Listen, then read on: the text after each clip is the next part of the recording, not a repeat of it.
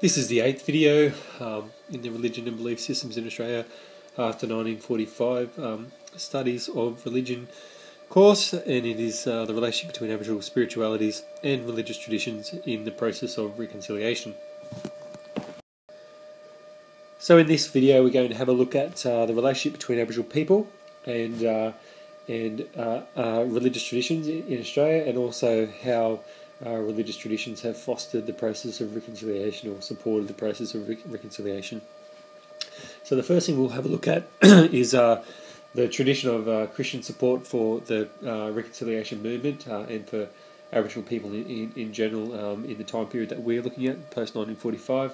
We're going to have a look at the 1967 referendum in particular. After that, we'll have a look at Christian support for the land rights movement, and then we'll have a look at a group called ANTAR, and then we'll have a look at the apology to the stolen generations made by the Christian churches and interfaith groups and support for Aboriginal reconciliation from them.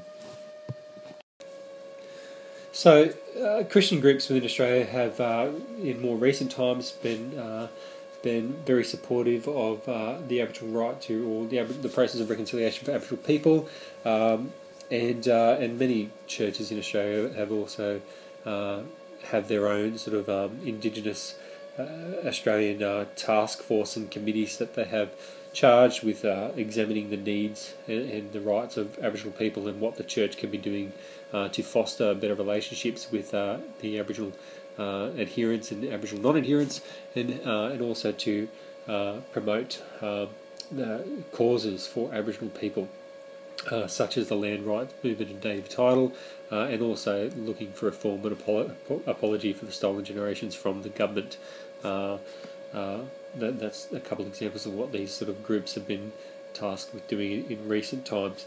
So there's been recent support and traditional support, I suppose, for the reconciliation movement from Christian groups, and that sort of, we saw that really start in 1967, and that's an image you can see here with a priest holding up a sign and promoting the 1967 referendum. And that referendum was to allow Aboriginal people to be counted in the census, so that they could be officially recognised as a group within Australian society and be catered for in terms of lawmaking by the governments. So the Catholic Church in particular, but also the Australian Council of Churches, were prominent in their support of the 1967 referendum. So that's one of our first examples of this as well. We've also seen a lot of Christian churches supporting the land rights movement for Aboriginal people, which came about in 1976 with the Whitlam government pushing that through in 1976. We also see Christian groups supportive of the Mabo decision that was welcomed by a lot of Christian churches. And Christian churches were continuing to argue that Mabo was fair and equitable, even though a lot of other groups were denouncing it and saying that the Mabo decision was not good. The media really played up the Mabo decision and thought it wasn't very good, but a lot of Christian churches were advocating for it, saying it was a fair decision, it was an appropriate decision to make. And many church groups and Christian groups are also very prominent in their argument against the Howard government's 10-point plan, which came out in 1998, because they recognised the injustice that would be for Aboriginal people seeking native title. Another group that was established, which has been supported by a lot of church groups, is a not-for-profit, non-governmental and non-politically organised group which has been established, which its tasked with helping Aboriginal people along the path to reconciliation, is called ANTAR, which is Australians for Native Title and Reconciliation. And they've been involved in a few different things, but one of the main things that they've been involved in is what we call a Sea of Hands display, which was first held outside the Australian Parliament House in Canberra in 1997, and the whole point of that was to have people sort of, I suppose, to show people the number of people who support reconciliation. It was sort of everyone putting their hand up. I suppose what it was people getting cutouts of hands and putting messages on them and planting them in the ground to show that they support the process of reconciliation for Aboriginal people. So it really was an awareness-raising exercise to show that people are supportive of reconciliation and of native title and those sorts of things. And they've been supported actively by Christian churches as well, this ANTAR group. So that's another example that you can use in regards to the relationship between Aboriginal spiritualities and the religious traditions, and how they're helping to foster the process of reconciliation. Another link which is there, but it's a little bit maybe tenuous nowadays, is that a previous president of ANTAR was Phil Glendenning. He used to also be the director of the Christian Brothers Edmund Rice Centre for Justice and Community Education. So he was heavily involved in the Christian Brothers, who were also heavily involved in social justice, particularly with Aboriginal people. Big advocates for land rights and reconciliation for Aboriginal people, but he's no longer the president of ANTAR anymore.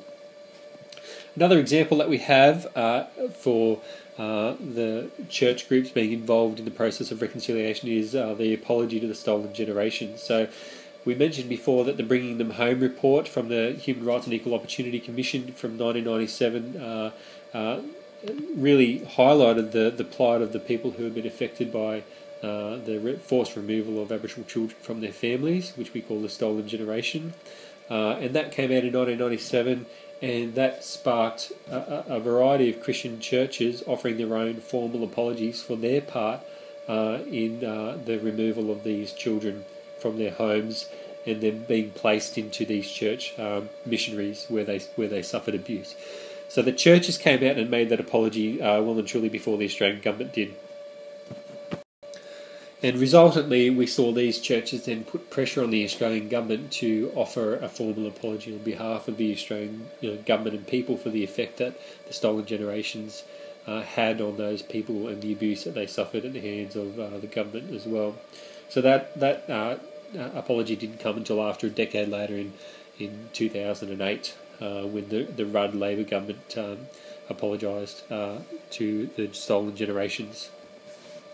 We also have examples of interfaith groups who support Aboriginal reconciliation, and we've got a couple of examples of those as well.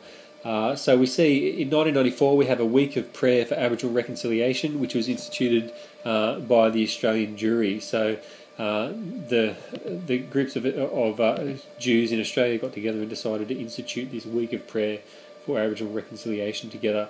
The Executive Council for Australian Jury has also issued a number of statements on behalf of the Australian Jury, which are supporting Aboriginal reconciliation and trying to sort of throw their support behind the Australian government to promote the rights of Aboriginal people in general. So that the Executive Council of Australian Jury is an example that you can use as they're putting forward policy statements and to try and support the Aboriginal reconciliation. Another example that you can use is the Buddhist Peace Fellowship. They're another group, obviously, of Buddhists who have statements issued to support reconciliation and support the rights of Aboriginal people. And another example is the Islamic Councils of Australia. They've done the similar sort of thing in promoting the rights of Aboriginal people in reconciliation. So you do need to learn the names of these groups. You do need to learn the specific examples and what of how Christians and other faith groups have supported the process of reconciliation for Aboriginal people. It is most important you could get a specific 5-mark question on this, or you could get given multiple choice questions that cover this sort of data as well.